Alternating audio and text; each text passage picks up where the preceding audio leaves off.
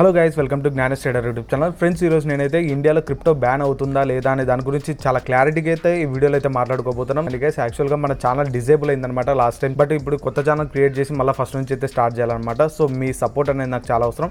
Please like చేసి అలాగే subscribe చేసుకోవడం మాత్రం మర్చిపోకండి గైస్. సో యూజర్స్ వచ్చేసి మన ఇండియాలో 31 మిలియన్ యూజర్స్ అయితే ఉన్నారు. సో హార్డ్ కోర్ మనీని అయితే వాళ్ళైతే ఇన్వెస్ట్ చేయడం అయితే జరిగింది. దీని ప్రకారంగా చూసుకున్నా సరే మన ఇండియాలో దాదాపుగా $2.1 బిలియన్ అయితే ఇన్వెస్ట్ చేసి ఉంచున్నారన్నమాట ఆల్రెడీ క్రిప్టోలో. సో ఇప్పటికిప్పుడు మనీని రిమూవ్ చేసినా సరే మనకైతే హోల్ బ్యాంకింగ్ సిస్టమ్ మొత్తం అయితే మనకి డిజేబుల్ అయ్యే అవకాశం చాలా ఎక్కువ అయితే కనిపిస్తుంది అనమాట. అండ్ అలాగే ఇండియా సుప్రీంకోర్టులో దాదాపుగా AML రూల్స్ అయితే పాటిస్తున్నట్లయితే తెలుస్తుంది అనమాట. యాంటీ మనీ లాండరింగ్ అయితే యాక్చువల్గా క్రిప్టో కరెన్సీస్ యూజ్ చేసి చాలా మంది మనీ లాండరింగ్ అయితే చేస్తూ ఉన్నారు కాబట్టి సో దీని మీద చాలా పెద్ద కన్సర్న్ అయితే ఉంది ఇండియన్ గవర్నమెంట్ కి.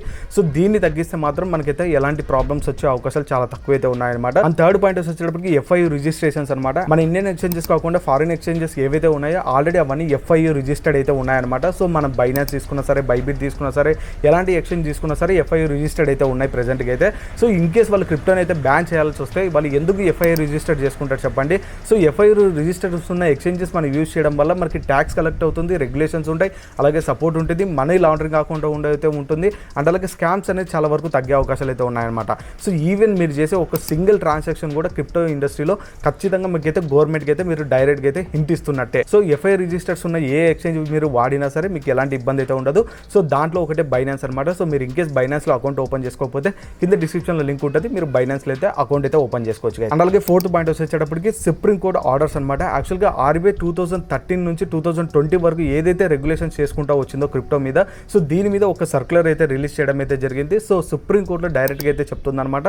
సో క్రిప్టో కరెన్సీని మనం బ్యాన్ చేయడం అనేది చాలా వరకు అయితే ఇన్వెస్ట్మెంట్స్ దాంట్లో ఉన్నాయి. అండ్ అలాగే RBI ప్రకారంగా పోయినా సరే మనకైతే ఇప్పటికిప్పుడు మనీ పుల్లింగ్ చేసినా కూడా చాలా కష్టం అయిపోతుంది. కాబట్టి సుప్రీంకోర్టు అనేది ఈ ఒక డెసిషన్ అయితే ఇంకా పెండింగ్లో అయితే ఉంచిందనమాట. సో ఎలాంటి డెసిషన్ అయితే తీసుకోవడానికి అయితే లేదు. అండ్ అలాగే ఫిఫ్త్ పాయింట్ చూసుకుంటే యాక్చువల్గా గవర్నమెంట్ రెగ్యులేషన్ చేయాలనే చూస్తుంది అనమాట మాక్సిమం క్రిప్టోని అయితే. ఎందుకంటే ఇప్పుడున్న ప్రెసెంట్ ఉన్న సిచ్యువేషన్స్లో ట్యాక్సెస్ కానీ స్కామ్స్ కానీ ఇవన్నీ తగ్గించాలంటే regulation is the only way. మన ఖచ్చితంగా మార్కెట్స్లో స్టాక్ మార్కెట్స్లో ఎలా అయితే చేస్తున్నామో క్రిప్టో మార్కెట్స్ కూడా అలానే అవకాశాలు చాలా ఎక్కువగా అయితే ఉన్నాయన్నమాట. సో అందుకే ఇండియన్ గవర్నమెంట్ రెగ్యులేషన్ చేస్తేనే బెస్ట్ అని చెప్పి చాలా వరకు అయితే ఆలోచిస్తూ ఉంది. కానీ సో ఇంతవరకు మనకి వర్చువల్ డిజిటల్ అసెట్స్ మీద అయితే రెగ్యులేషన్ చేద్దామని ఒక అడుగు ముందుకు వేసినప్పటికి కూడా బట్ మళ్ళీ దాని తర్వాత మళ్ళీ ఎందుకో బ్యాక్ స్టెప్ అయితే వేసిందనమాట. సో ఎందుకంటే ఇక్కడ మనము P2P లెండింగ్ అని చెప్పి చాలా వేస్ అయితే వెతుక్కున్నాం అనమాట. సో అందుకే ఇండియన్ గవర్నమెంట్కి వర్చువల్ డిజిటల్ అసెట్స్ మీద అయితే ఒక నమ్మకమే పోయిందనమాట. అందుకే డిజిటల్ రూపీని కూడా అసలు యూజ్ చేయడమే మానేసారు చెప్పాలంటే. సో అందుకే మన ఇండియన్ గవర్నమెంట్ ఇంకా దీని మీద ఒక డెసిషన్ అయితే చేయలేకపోతుంది. అండ్ సిక్స్త్ పాయింట్ వచ్చేటప్పటికి గ్లోబల్ అడాప్షన్ అనమాట. ఇంతవరకు కొన్ని కంట్రీస్ అయితే ఆల్రెడీ రెగ్యులేషన్స్ అయితే చేసేసాయి, లైక్ జపాన్ కానీ కొన్ని కంట్రీస్ అయితే. సో అమెరికా కూడా చేసేసింది, చైనా బ్యాన్ చేసిందని అయితే చెప్తుంది. కానీ బట్ బ్యాక్ సైడ్ అయితే ఖచ్చితంగా అయితే వర్కౌట్ అవుతుంది అనమాట. అప్కమింగ్ డేస్ లో చాలా అవకాశాలు అయితే ఉన్నాయి. మన ఇండియా కూడా దాదాపుగా గ్లోబల్ అడాప్షన్ ని చూసుకునే అయితే క్రిప్టోని రెగ్యులేట్ చేసే అవకాశం అయితే కనిపిస్తూ ఉంది. సో గ్లోబల్ అడాప్షన్ లో క్రిప్టో అనేది చాలా వరకు పెరుగుతూ పోతుంది తప్ప సో తగ్గే అవకాశాలు చాలా తక్కువ కనిపిస్తున్నాయి. ఎందుకంటే రెగ్యులేటర్ చేశారంటే బ్యాంకింగ్ సర్వీసెస్ అనేది దెబ్బతింటాయి కాబట్టి సో దీని మీద చాలా పెద్ద కన్సర్న్ అయితే ఉంది గైస్. సో అందుకే నాకు తెలిసి గ్లోబల్ అడాప్షన్ జరిగినప్పుడు కూడా మన ఇండియన్ గవర్నమెంట్ ఎలాంటి డెసిషన్ చేయకపోవడానికి ఇది ఒక పెద్ద మిస్టేక్ అయితే చెప్పొచ్చు. సో ఎందుకంటే మనకి గ్లోబల్ అడాప్షన్ చేసిందంటే క్రిప్టో యూజర్స్ ఇంకా పెరిగే అవకాశం ఉంది. సో దాని తర్వాత నుంచి హెవీగా కోటీశ్వర్ల అవకాశాలు చాలా ఎక్కువగా ఉందన్నమాట.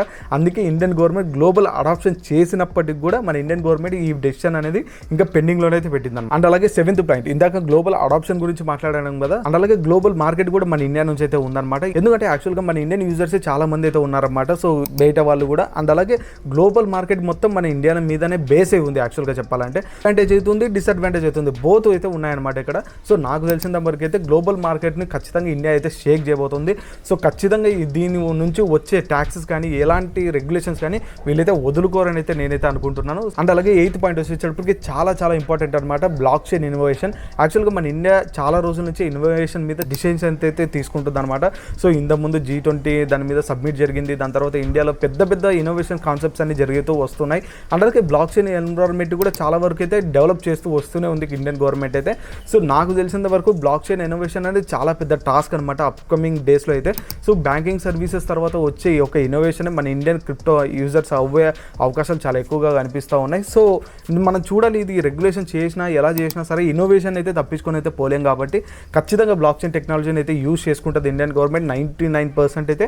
సో ఇలా చూసుకున్నా సరే మన ఇండియన్ గవర్నమెంట్ క్రిప్టోని బ్యాన్ చేయడానికి అయితే అసలు అవకాశాలు అయితే కనిపించేటప్పటికి ఎన్ఫోర్స్మెంట్ ఛాలెంజెస్ అనమాట. యాక్చువల్గా మన క్రిప్టో కరెన్సీ అంటేనే డీసెంట్రలైజేషన్, సెంట్రలైజేషన్ మొత్తం అయితే ఉంటుంది కాబట్టి సో మ్యాక్సిమంగా క్రిప్టోని అయితే మనం బ్యాన్ చేయాలని చూసినా సరే డీసెంట్రలైజేషన్ ఉంది. సో డీసెంట్రలైజేషన్ ఉంటే మనకైతే గవర్నమెంట్ చేతులు ఎలాంటి పవర్స్ అయితే ఉండవు. సో డీసెంట్రలైజేషన్ని ఆపడానికి అయితే సో ఈవెన్ వాళ్ళు బైనాన్స్ని ఆపగలిగినా, లేకపోతే బైబిట్ ఇలాంటి ఫారిన్ ఎక్స్చేంజెస్ని ఆపగలిగినా, కాయిన్ డీసీఎక్స్ని ఇప్పటికెప్పుడు మూసేసినా, వజిరెక్స్ని మూసేసినా సరే వాళ్ళు డీసెంట్రలైజ్డ్ వ్యాలెట్స్ని అయితే వాళ్ళైతే క్లోజ్ చేయలేరన్నమాట ఎప్పటికీ. ఎందుకంటే ఇవన్నీ ఆల్రెడీ వాళ్ళ చేతిలో అయితే ఎలాంటి పవర్స్ అయితే ఉండేవి ఇండియన్ గవర్నమెంట్కి.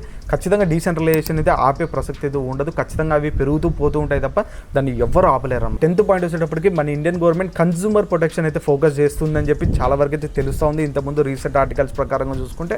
ఎందుకంటే మనకి యాక్చువల్గా ట్యాక్సెషన్ కలెక్ట్ చేస్తున్నారు, దాని తర్వాత నుంచి ఇంకా ప్రతి ఒక్క రెగ్యులేషన్ లైక్ ఉన్నా లేనట్టు అన్ని రెగ్యులేట్ చేస్తూ ఉన్నారు కాబట్టి ఖచ్చితంగా వీళ్ళైతే కన్జ్యూమర్ ప్రొటెక్షన్ అనేది తీసుకుంటారు. సో స్కామ్స్ నుంచి, దాని తర్వాత ట్యాక్సేషన్ నుంచి ఎవరు తప్పించుకోకుండా ఇలా అయితే చూస్తున్నట్టయితే మనకి రీసెంట్ ఆర్టికల్స్ ప్రకారం అయితే తెలుస్తుందన్నమాట. సో ఇది ఇంకా కన్ఫర్మేషన్ లేదు. యాక్చువల్గా ఇంతకుముందు మామూలుగా చేసుకుంటూ వచ్చేవాళ్ళు, కానీ ఇప్పటి నుంచి నాకు తెలిసి ప్రతి ఒక్క ట్రాన్సాక్షన్ని, దాని తర్వాత ఇన్కమ్ ట్యాక్స్ నుంచి, దాని తర్వాత ఎన్ఫోర్స్మెంట్ నుంచి ప్రతి ఒక్కటి చేసే అవకాశాలు చాలా ఎక్కువగా అయితే కనిపిస్తున్నాయి గైస్. సో దీన్ని బట్టి అయితే నాకు తెలిసినంత వరకు అయితే ఇండియన్ గవర్నమెంట్ రెగ్యులేట్ చేయడానికే చూస్తుంది తప్ప క్రిప్టో బ్యాన్ చేయడానికి అయితే ఎక్కడ చూడడం లేదు.